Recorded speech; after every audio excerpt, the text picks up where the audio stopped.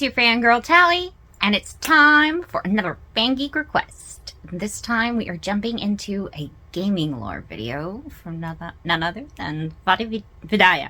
Excuse me, Vidya. I always do this. This is the lore of Elden Ring is insane. Lore of Midra. Now, I just did the Abysmal Woods game watch through that editor hubby did for me. So let's check this out. Yeah, wow. Sorry, Midra's buddy. sanctum, a veritable paradise. And then Leave now. Come no closer. No closer, I say. what happened here? The map for this place now refers to it as an abyss, a place mired in frenzy, forbidden by the horn scent. Interestingly, the word the Japanese use to describe this place is naraka, which essentially is the Buddhist hell. They're describing this place as a world of great suffering, torture, and torment. But before this, it was a sanctum, a private hideaway for the sage Midra and other hornsent who resided here. Midra himself has no visible horns, yet I'd still consider him to be one of the hornsent's brethren. After all, many of his fellows have horns. His manse was built with spiral pillars, and spirals are an important symbol to the hornsent, and he presumably observed hornsent customs at the church in the sanctum, which itself bears divine beast iconography. That said, the church is about as far away from Midra's manse as can be in this place, so perhaps religion wasn't so important to those in the sanctum, geographically isolated as they were from the rest of the realm. Indeed, in contrast to the deep spirituality that we witness in other hornsent domains, I'd argue that Midra's manse was uniquely a place of discussion and learning. For example, countless books once adorned these bookshelves, and as per this site of grace, the manse once had a discussion hall where knowledge could have been shared. Wow. Not to mention, Midra is renowned as a great sage, a title that could only belong to a man who was profoundly wise. But when we arrive at the manse, most books aren't on their shelves. Instead, in most cases, they're in piles and have been burned, seemingly deliberately. So, who did this? If I had to guess, I think it might have been the hornsent inquisitors. As we'll get into later, the hornsent inquisitors were a powerful force that invaded Midra's sanctum to stamp out the frenzy that had taken root here, and they do carry live flames which enable their fire breath attacks. So if books were being intentionally burned in this place of learning, then maybe it was for a reason. Maybe Midra and this remote sect of curious hornsent discovered something that they shouldn't have. Maybe they discovered the knowledge that led to frenzy. But is there an overlap between frenzy and knowledge in Elden Ring? Well, let me try and argue that there is, using Bloodborne as an analogue. Frenzy in Elden Ring is largely synonymous with frenzy in Bloodborne. The systems share a name, status mechanics, and both games now even have frenzy-inducing enemies called Winter Lanterns. In terms of lore though, they're a little bit different. In Bloodborne, frenzy is the symptom that afflicts those who acquire incomprehensible knowledge or insight about the world, sending them mad as a result. Whereas in Elden Ring, frenzy more commonly crops up in those who experience severe suffering and despair, and with their eyes aflame, they share that frenzy with others.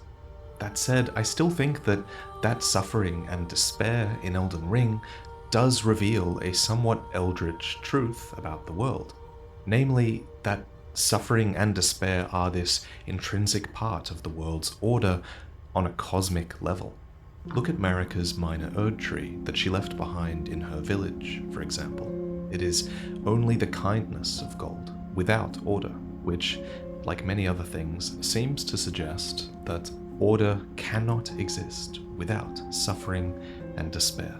So I don't think it's a stretch to think that Midra and the Hornsent of the Manse, dedicated to learning and discussion, could have stumbled upon such a disturbing truth about the world, especially since that truth has to do with the three fingers and the two, and there's evidence that the denizens of the Manse were surreptitiously researching the fingers.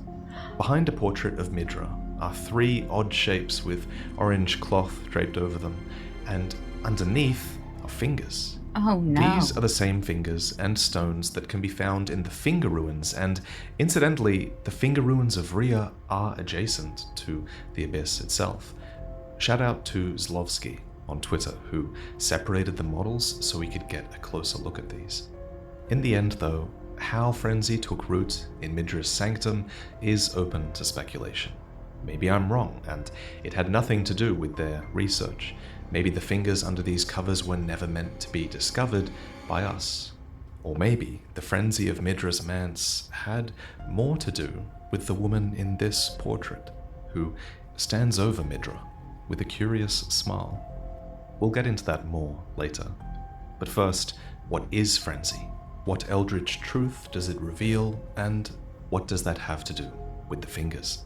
To answer that, we're going to have to go back further in Elden Ring's timeline than we ever have on this channel, to the cosmic, metaphysical origins of life. Do I need to start taking notes? The mistake. All that there is came from the one great. Then came fractures, and births, and souls. But the greater will made a mistake. Torment, despair, affliction, every sin, every curse, every one born of the mistake. And so, what was borrowed must be returned, melted all away with the yellow chaos flame, until all is one again. These words were spoken by Hyetta, finger maiden of the three fingers, who divines their words. Let's break these lines down. So everything in the world That's of Elden horrifying. Ring is said to have come from the One Great. The One Great is essentially the beginning, a unified whole. It is the universe condensed as one. But then, a few lines later, Hyetta mentions a greater will that made a mistake. And she doesn't say the One Great made a mistake, she says the greater will made a mistake. Almost as if the greater will is the One Great. And I think it is. Kind of. Perhaps it's more accurate to say that the One Great had a greater will. Because if the One Great is a collective, then the greater will could have been the dominant part of its intent. Its greater will, so to speak. And I'm saying this in the past tense here because at some point there was a moment of fracture, a veritable Big Bang, where the One Great was no more, but the greater will remained. This moment is called a cosmic rupture in the DLC by Count Emir, who says that long ago we began as stardust, born of a great rupture far across the skies. We too are children of the greater will. So life had essentially been created, in many worlds, possibly, but to give order to its children in the lands between, specifically, the Greater Will first sent down Meta, the mother of the two fingers, and then the Elden Ring. While we learn from the remembrance of the Mother of Fingers that Meta was the mother of all two fingers and finger creepers, it says nothing about her being the mother of the three fingers. Thus, I think that when the One Great fractured, the greater will and its desire for order wasn't the only thing that was created. Frenzy and a desire for chaos was split off entirely. This is a separate part of the One Great that believes fracture was a mistake and that regression is the only path forward. This frenzied part of the One Great is called an Outer God, as per Miquella's Needle. So, as such, like the Greater Will, it also has its envoys. 3 fingers, not 2. And the fact that its envoys are 3 fingers is likely no coincidence. 2 plus 3 equals a 5-fingered hand, and thus I think 3 fingers being envoys sends a powerful message. The message being that if order is run by 2 fingers, then the other 3 are naturally the ones that are missing. Of course, this is just speculation, but I like to think that the 3 fingers are kind of a revelation in and of themselves.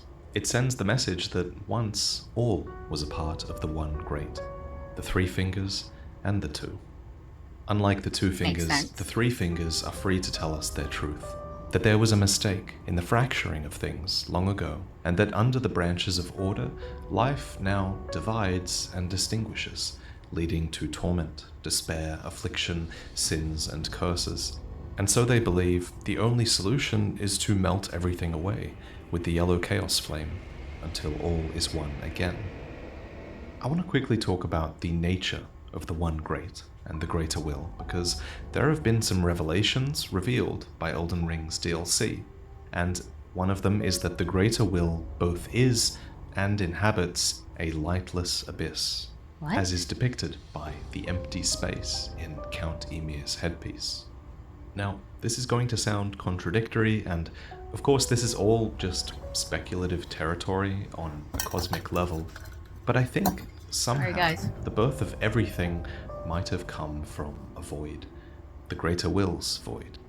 Astel, natural born of the void, is one such example of this happening, after all.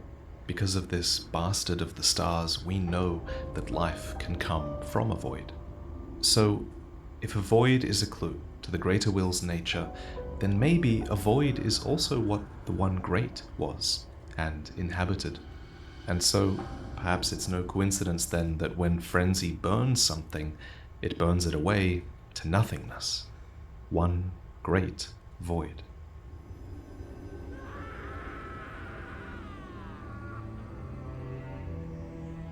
In the gravesite plane, we come across countless spirit gravestones, which are gravestones that have started to turn into spirits. Fitting for a land where all manners of death drift, these stones, if crafted together with a swollen grape, create a surging frenzied flame, an item which violently spits frenzy like butter in a hot pan. Its description reads, "Spirits are eternal, and yet frenzied flame melts them away regardless." It's no wonder then that Torrent, being a spirit, is terrified of this place. Yeah. Naturally, too, the Horn Scent, whose culture revolves around spirits, forbid the flame's use, and to stamp it out, at some point they would send an order of inquisitors to invade and purge Midra's sanctum. Though apparently the fact frenzy is forbidden hasn't stopped the one who invented this consumable. The Mad Craftsman's cookbook that teaches it reveals that it is a record of crafting techniques left by a craftsman who served Midra and Nanaya. His eyes were burned by the flame of frenzy. But were his experiments with frenzy being done before or after the purge of Midra's sanctum? What I really want to understand here is, was frenzy brewing in the Manse for a while? Yeah. Or did it only truly become a threat when the Inquisition invaded? Let's talk about that. We know that frenzy must have been present at the Manse in some capacity before the Horn-Scent Inquisition arrived. Why else would the Inquisition have come to stamp it out? However, I don't think it was out of control by any means. I think they were merely on the brink of it, and that's because of this tortured phantom of the Manse, who questions why the Inquisition and their cruelty was even necessary. While begging for mercy, he says, "I ask, what crime did great Midra commit?" It's not clear whether he simply doesn't understand the threat that frenzy represents, or whether he simply doesn't think that Midra is to blame for it. But I think we can at least take from this that frenzy wasn't out of control at the Sanctum. It was just there, and the Horn-Scent Inquisitors had been made aware of it. But I reckon even the mere hint of frenzy would have been the beginning of the end for Midra's sanctum, and that's because frenzy is essentially a self-fulfilling prophecy.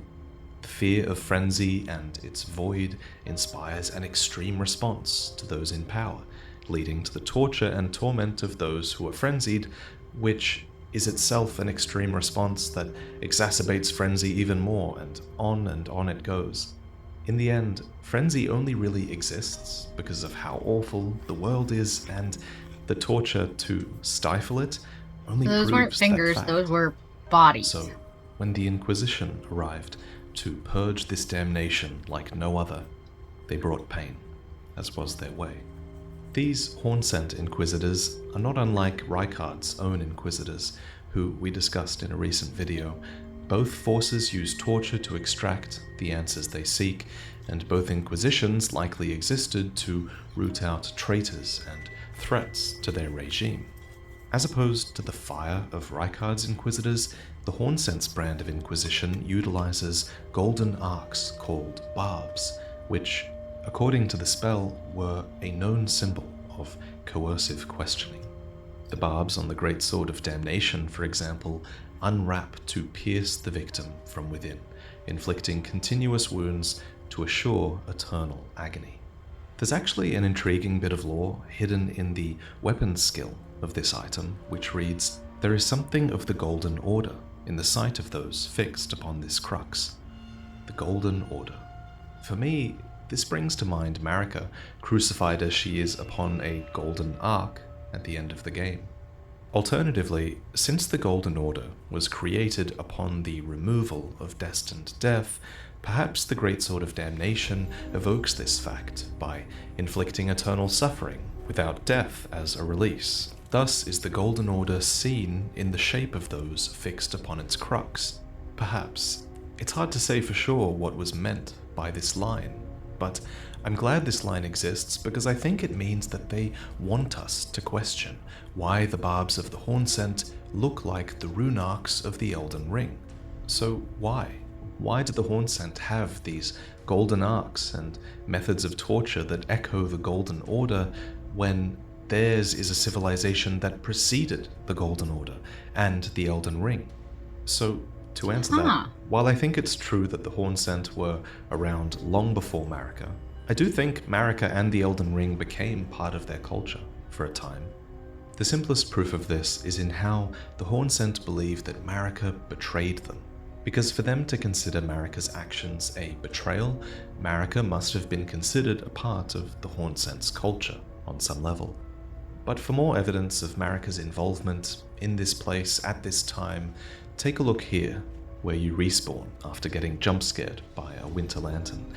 There's a stake of Marika here, and for these to be in the realm of shadow, it means that Marika must have been a force in the world long before the Inquisition arrived. Even here, in this sanctum that's geographically separated from the rest of the realm. And while you could argue that these are just here for a gameplay reason, and that they have no relevancy to the lore, I don't think so. Unlikely. I think From Software are aware of the lore implications of these statues. For evidence of this, look at Raya Lucaria. This is a place where Marika would have been unwelcome, and so there are no stakes of Marika at all here. All of this is to say that torture was ingrained in the Golden Order, be it via the Hornscent's Inquisitors, or Rykard's Inquisitors, or the Elden Beast itself. Order requires enforcement, it seems. Remember, Marika's minor Erdtree has taught us that there is kindness without order, and therefore that there is cruelty with it. And so, even though such torture exacerbates frenzy, it was the institutionalized way forward for the Hornscent, who, as we know from other parts of the lore, were a race that definitely had no issues persecuting their own brethren. The tortured phantom we mentioned earlier laments, "I beg you stop, haven't I taken enough? Are we not brethren, common in our line? And yet you offer only cruelty." Here in this sanctum, where frenzy was taking root, the Hornscent brought their full strength to bear. But perhaps the place should have been left alone, for the results of the Inquisition were mixed, to say the least. Clearly, the Inquisition wasn't prepared to handle the answers it found, and many Inquisitors have become frenzied in the Abyssal Woods, revealing new attacks of Frenzy Flame. Interestingly, one spell they channel is Frenzied Burst, which has a description that talks about how every single person who attempted to control the flame of frenzy succumbed to madness after a desperate internal struggle. This is the same incantation that Vike uses, and it might be a reflection of his own struggle with madness. The fact that this incantation exists is called a meager victory over frenzy, and this is why I think the inquisitors fought hard before succumbing to the frenzy. Perhaps this first-hand witnessing of the despair that was coming as a result of their own torture touched them, or perhaps they fell victim to the aging untouchables, the Winter Lanterns, who we'll talk about more later. The forest is now truly the most horrific part of the Sanctum, in my opinion, not the Manse itself. And I say that because the Inquisitors who occupy the Manse are not the frenzied variant. Despite frenzy having infected the rats and shadowy hornsent within, the Inquisitors of the Manse don't have a single frenzy flame attack. Why? Well, I think that this was done to show that their Inquisition was successful to a degree, thanks to the majority of the Inquisition's strength being focused here at the Manse, and there is Inquisition strength here. For example, one of the Fat Inquisitors is in possession of revered Spirit Ash, a powerful blessing of the Hornsent, and there are even the spirits of Divine Beast Warriors roaming the halls. The Divine Beast Warriors were an elite force among the Hornsent, but you know that already from fighting them, don't you? To be clear though, these aren't physical Beast Warriors, they're actually spirits. Perhaps these warriors were once part of the Inquisition's forces and then died in this place. What's more likely though, I think, is that perhaps their ashes were given to the Inquisitors, who then summoned them here to fight, as weapons to be wielded in their assault. We do, after all, know that the Inquisitors are capable of summoning the spirits of their comrades. We know this thanks to Jory, the Elder Inquisitor, who rings a sort of spirit calling bell to summon his brethren in his boss fight. And it's here, in this place where the catacomb spills out into the forest, that he holds down the fort, alone, a final frontier for those coming in or out. According to the Inquisitor Ashes, inquisitions often perplexed the minds of the uninitiated, and so seniority was viewed as an asset, and Jory is an Elder Inquisitor. Thus his age helps to explain why he is the last one remaining on the edge of the forest, endlessly calling in his brethren to fulfill their duties properly in death. One thing I wonder though is why inquisitions perplexed the minds of the uninitiated. Was it because these inquisitions were focused on torture so deeply? Could newer inductees not understand or fathom why they were performing these terrible rites? We do know from the Caterpillar Mask that doubt about the terrible rites that they were performing was a thing, and that they had to intentionally ward this away. So perhaps this torture inflicted via the Inquisitions caused a similar sort of doubt. Whatever the case, to an extent, the Hornsent efforts here were successful. The books were burned, the Manse was stifled. And on that note, I want to talk about the 10 figures that are bound outside the Manse. There's not much information on these guys, I think, but if I had to guess, I'd say that these 10 were Midra's associates, who were bound and executed outside the Manse. Their somewhat similar garb to Midra's, and also the gold protruding from their necks, might be an indication of that. This, plus the fact that they're just facing away from the Manse, strikes me as a warning for those in the forest to stay away from the Manse, which Midra's executioners have now laid claim to. And speaking of execution, as a result of the Inquisition's invasion, Midra himself accepted the Great Sword of Damnation and pledged to endure their eternal punishment, warning others to stay away from him, lest they succumb. But I don't think that this was a true victory for the Inquisitors, because in reality, while Midra endured, the frenzy was ripening within him, and One day, it would be a fruit fit to burst. All according to plan, perhaps.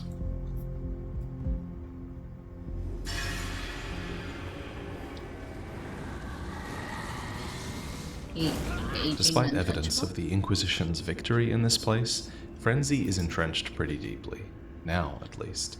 The very earth is scarred, and even the animals are afflicted. Even the originally multicolored flowers of this place have changed to be colored by frenzy, and one particularly inventive perfumer has clearly used these to create the Frenzy Flame perfume. It's clear that frenzy is ripening here, and I think that most of it came as a result of the Inquisition itself. There's a curious enemy in this place that I think supports this idea: the Madding Hand. It's a human NPC whose namesake is a weapon, a glove stitched together from the flayed skin of the victims of a butcherous bloodbath. It was forged of an unyielding black impulse towards revenge, fostered in those who were hunted down as heretics by their own brethren. So, the heretics in this description would have been the horn-scent denizens of the sanctum, and their brethren who hunted them down would have been the horn-scent inquisitors. And now, the heretics' desire for revenge has been stitched together into a hand made of their flayed skin. Now, I was originally going to suggest that the Madding Hand himself skinned these victims to create this glove, but since the Tooth Whip exists, and it was used by the Horn-scent, it's possible that the flaying was just a part of the Horn-scent torture of these heretics. Either way, this Madding Hand has taken it upon himself to fight on the heretics' frenzied behalf. So who is he? Well, he's actually wearing the Gravebird's black quill armor, which is an item that's cast in the image of the Gravebird, which is a gravekeeper golem that's linked to mausoleums and to the process of burning death in ghost flame. So, given that lore, you'd think then that this is a man that is linked to the ancient processes of death, and indeed he's actually physically very close to the Darklight catacombs that brought you here, and catacombs traditionally do employ a lot of ghost flame processes in them. So that's kind of where the facts end on this guy and where speculation begins. For example, given the armor, perhaps he was a defender of the local catacomb who got swept up in or witnessed the Horn-scent's purge, or considering the stitched hand that represents the heretic's desire for revenge, perhaps he now wishes to aid the frenzied of the forest. And do we think the blindfold could be related to frenzy? It certainly matches Hayeta's fashion, so there's something going on there, I think. Maybe blindfolds better enable one to envision the nothingness brought about by frenzy. Curious to hear what you guys think. Of course, none of this is fact, it's just my take on the guy. But of course, the real threat in the forest isn't the Madding Hand. It's the Winter Lanterns, the aging untouchables, whose presence is heralded by the Winter Lantern flies. These are winged insects carrying a dangling grape, and upon seeing these, the wise know to stay well clear. Turn back while you are yet able. Don't let it see you. Once you are seen, there is no escape. These messages are useful, but the most useful note of all is a page ripped from a diary and found in the Manse. It reads, "I touched him, but only once. When he thrust his staff in my face, I brushed it aside. It was then that I touched it, the aging untouchable." Lore-wise, it's hard to know who wrote this note, but since it's a page ripped from a diary, you'd think then that this would have been written by a resident of the Manse, who were known for their bookkeeping. What's more, this page is burned, just like all the other books. Therefore, this record was likely written before the Inquisition came through here. So it is that I think this aging untouchable that the note writes about might have existed in the forest before the Inquisition arrived. So then the author Inquisition of this showed note up even sketched a picture because they of its had one of likeness. these guys To already. be clear, I'm only talking about one aging untouchable here. The diary only mentions one of them, and so do the Winter Lantern flies, which are insects that herald the aging untouchable's approach. On seeing these, it reads, "The wise know to stay well clear."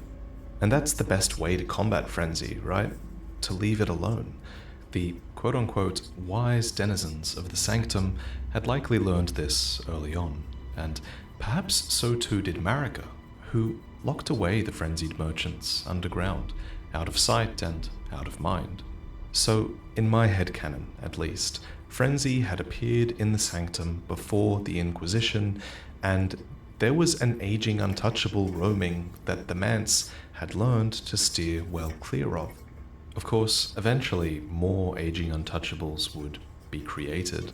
There are 6 in-game that you can find. But frenzy had not yet gotten out of control. Remember, Right. again, there's a phantom in the Manse who wonders what crime Midra has even committed. And to be fair, is it a crime to learn painful truths? To despair? At any rate, while this note does reveal good lore, more than anything, it's meant to be a gameplay tip. It teaches you that by parrying a Winter Lantern's staff, the aging untouchable can be killed. Upon doing so, most drop a swollen grape, an eyeball that has swollen over time. Marked with fingerprint burns, it is proof that the Winter Lanterns have been touched directly by the 3 fingers embrace. Wow. These beings are the most dangerous thing in the sanctum now, especially considering the 3 fingers seem to have blessed them directly. They're even wearing rags, which might suggest that they've divested themselves of everything. But what defines them actually isn't that so much, it's actually something else. They are defined by their aging. Parry this Winter Lantern and you receive the Aged One's exaltation, which reveals that their head is supposed to resemble this sprig of ripe grapes. This is fitting, but the most curious part is the quote that follows. "Gift your madness to our Lord. Bless our brethren with grapes. Take care that they fully ripen." This quote must have come from a horn scent, since it says, "our brethren." What's more, their walking sticks are twisted in a spiral, which is a horn scent symbol. So the aging untouchables were once horn scent, and eventually there were many. And whatever they were, aged inquisitors or denizens of the sanctum, now they exist to afflict the rest of the horn scent with frenzy. And this frenzy is defined by its full ripening.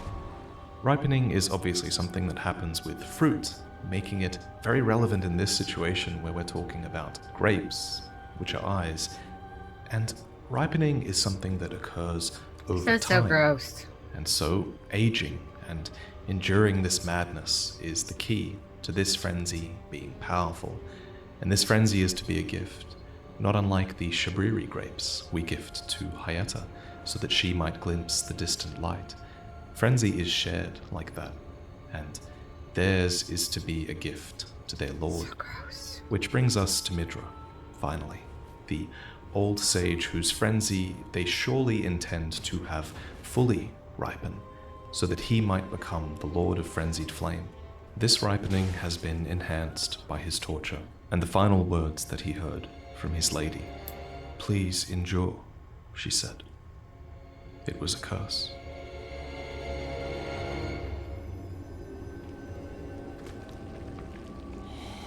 Nanaya. Frenzy consumables tell us that the flame of frenzy burns the eyes, but tranquility follows in its wake. No wonder Midra desperately wants to rip the torturous greatsword free of himself. For in the end, the Lord of Frenzied Flame shall take their torment, despair, their affliction, every sin, every curse, all melted away.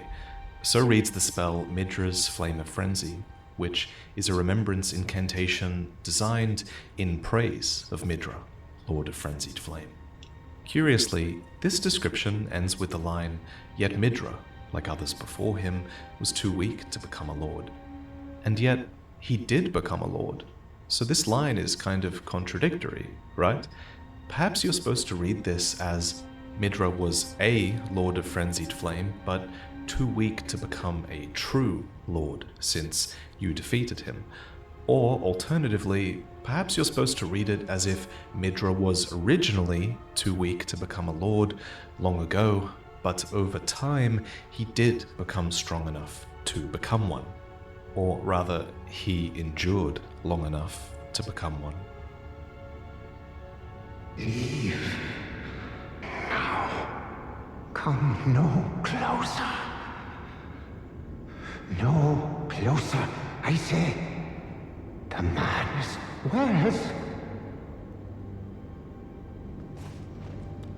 The depths of your foolishness!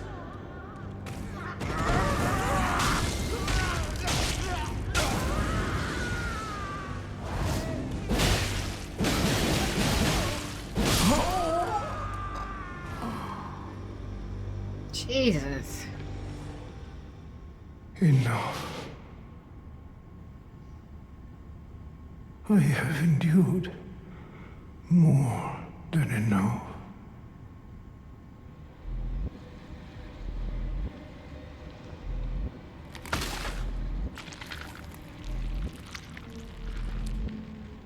I ask you forgive me, dearest Nanaya.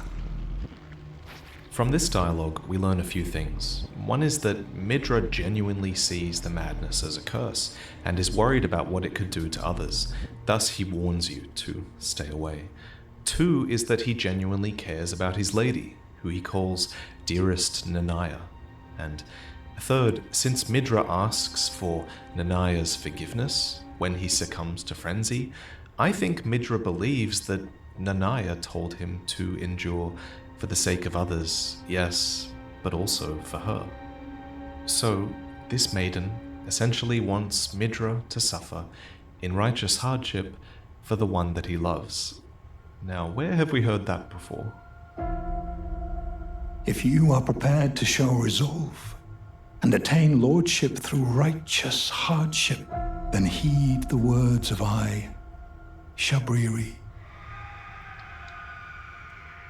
Your flesh will serve as kindling, and the girl can be spared, setting you on the righteous path of lordship.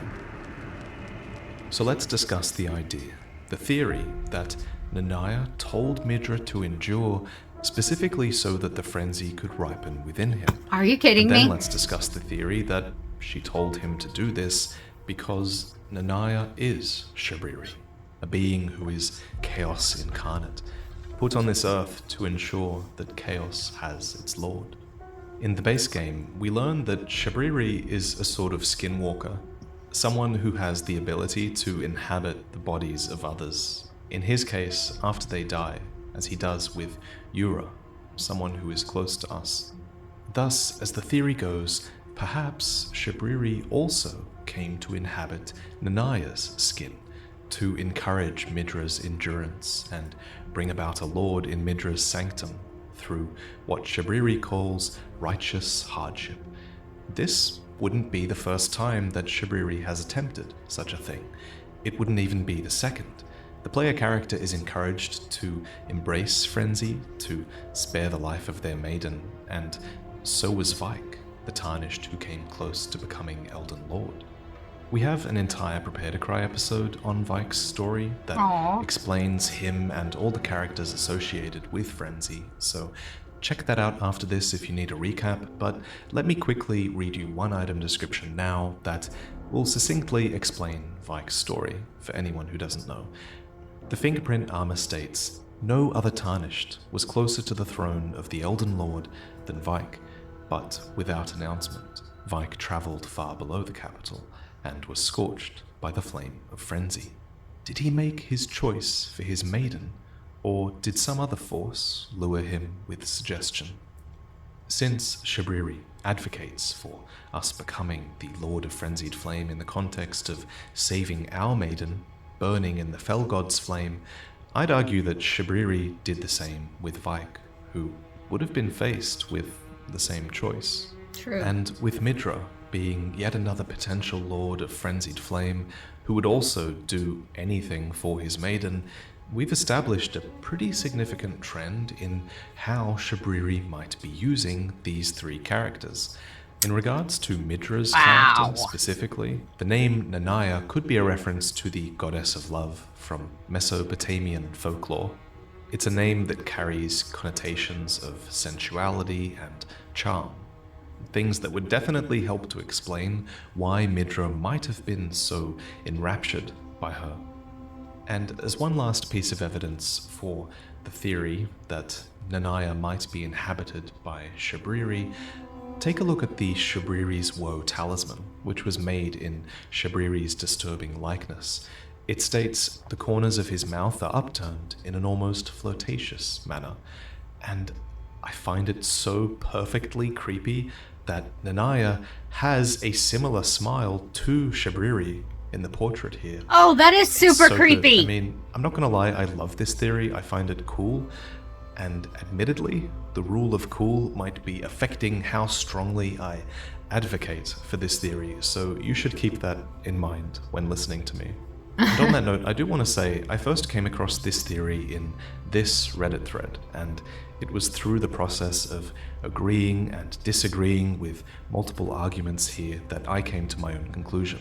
And my conclusion is that it's possible that Nanaya could be Shabriri, but it's also possible that Nanaya is just her own character, using a similar playbook as Shabriri.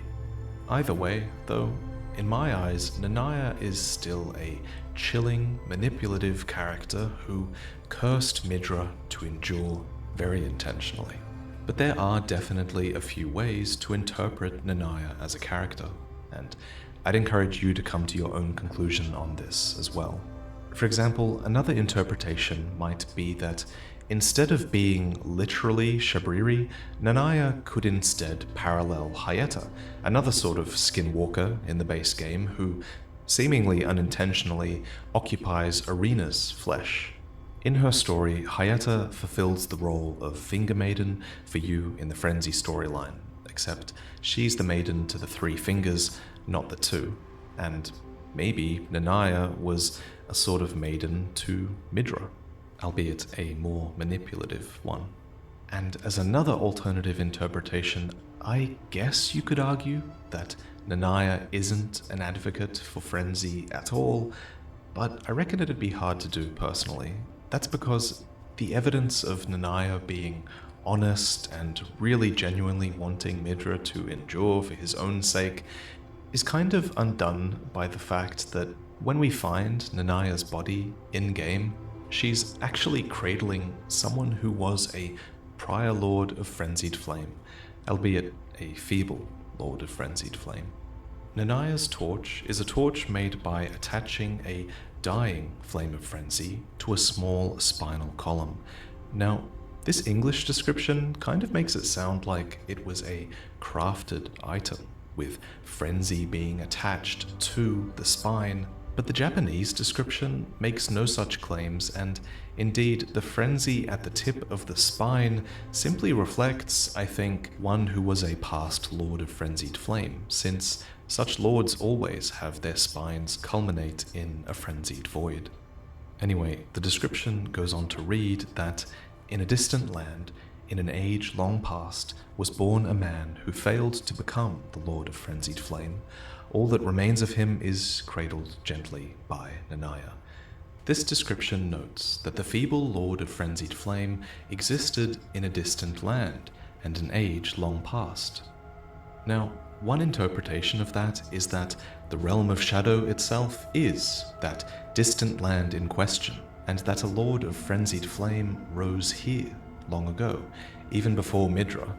Alternatively, you might interpret the distant land as being distant from the lands between entirely, and that the feeble lord's remains were carried here, maybe by Nanaya. It's kind of up to you. What is clear, though, is that there were other aspiring lords of frenzy before Midra, yet all of them were too weak. And surely for Nanaya to cradle this feeble lord so tenderly suggests a connection between her and the Lord. This is Therefore, true. I feel like Nanaya has to have some malintent here with Midra, right? Up I to mean, she's something. literally sitting in his chair, cradling a prior lord's feeble remains. And since Midra is worried about the frenzy spreading, I don't think he'd be too happy about her holding this torch. Not to mention, torches light the way ahead, so symbolically she's having her path ahead lit by frenzy. Now, I've seen some speculation that this spine belongs to Nanaya's child. The main arguments that I've read are that the spine is specifically defined as small and that Nanaya cradles it affectionately. But just because Nanaya cradles something doesn't mean it's definitively her child. To me, this just reveals that she has affection and perhaps pity for the subject. What's more, True. the spine being described as small to me is an indication that it belongs to a feeble lord, not that it's literally a child's spine. Indeed, the spine is quite large and is described as having belonged to a man. Okay, but could this have been her adult child then, who failed to become a Lord of Frenzied Flame long ago? And she could just be cradling their remains. And I mean, I guess you can't rule it out. But then some people insist that this was Midra's child, because Nanaya has her hand over her stomach in the portrait here, a pose that some believe suggests that she was pregnant at the time her portrait was taken. For this to be true, the child would have had to grow up in the sanctum and then succumb to frenzy and then fail to become a lord. But that's a lot of history for the sanctum to have had, so you'd think surely such history would have been mentioned in the lore if it had happened. So while I think these theories are compelling, I don't subscribe to them personally. I believe that Nanaya did have a history with a feeble lord long ago. But to me, since she has such clear, sinister intent in telling Midra to endure, I'm not sure that she can be this well-intentioned You've got to mother. stop showing that. It And is the so idea gross. of her being an advocate for the frenzied flame and still giving birth rubs me the wrong way as well, because birth is kind of a sticking point for those who advocate for frenzied flame. In the base game, Hayata is euphoric at the idea of no more fracture and no more birth, so if you believe that Nanaya is aligned with frenzy, then birth probably isn't too high on her agenda. So in the end, Nanaya's character continues to pose so many questions, like where was the distant land that her torch alludes to? What age long past featured this feeble, frenzied lord? Nanaya wears spiraling clothing and hair in the style of the horn scent, but is she their brethren or is she pretending? Did she truly bring frenzy to the Manse? Did she slander the sanctum and bring the Inquisition? Did she bring about the aging untouchables with the goal of creating a new, ripened lord? So many questions and so much uncertainty, and yet I'm sure that the intriguing character of Nanaya will become an enduring mystery for the lore community for years to come. No way. And that is always fun. Before I move on, look at your walls. Would they look better with some artwork there? So right now, Displayed have a deal where if you buy with the link in my description, you can get 22% off if you buy 1 or 2 Displays, or 33% off if you buy more than 3. I have a store full of Displayed art, and the newest print is this one, Skyward Swords by Anato Finstark. A print that was previously Patreon exclusive, so now it's available on Displayed for the first time. Displayed are these metal prints that use a magnet mounting system, and they're so easy to hang on a wall. The prints are excellent quality, and they've just been a steadfast sponsor of this channel. So if you're enjoying this video, please consider picking one up for yourself. And remember, if you buy 3, it's even cheaper. Regardless, thank you for listening. Let's get back to the video. On the topic of Midra's endurance, one observation I was so happy to come across was this tweet by Lil Church Law, who comments on some assets extracted by Zlovsky II. These 2 accounts are great follows, by the way. Church notes that Midra wears a brooch adorned with green jewels, which in FromSoft games commonly means that it increases your stamina. So, they argue, for Midra, maybe these helped in fortifying his quote-unquote endurance. In Elden Ring specifically, the jewels are Viridian Amber, and the Viridian Amber medallion +3 actually is found very close by in the Darklight Catacombs, so the idea that Midra might have had access to this fortifying resource is a good little theory, for sure. Anyway, let's conclude.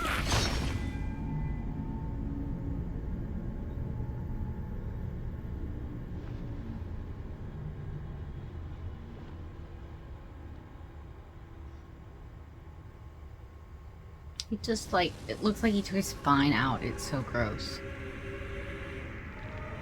It was a sword, I know. Still. This is so gross, guys.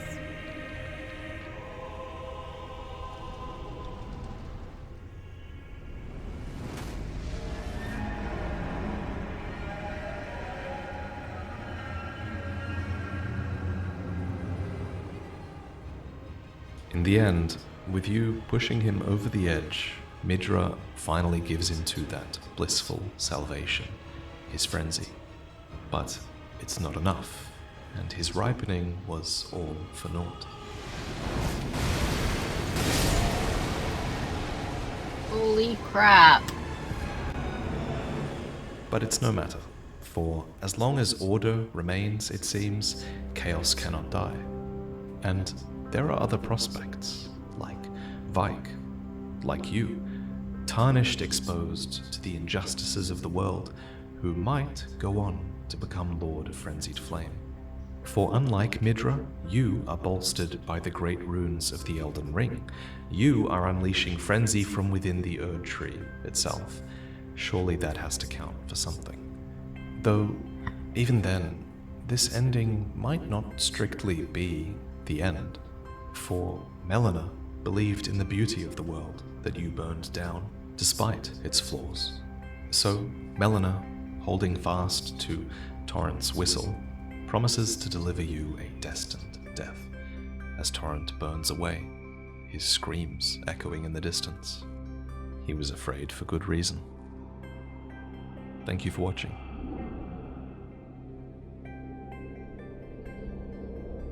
Wow. Alright guys, that was amazing.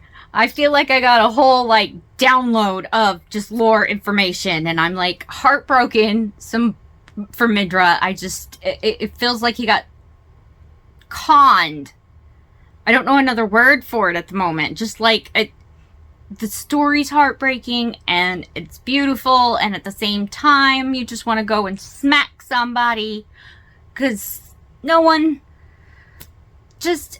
And then the idea of a library being burnt breaks the reader-writer in me to pieces.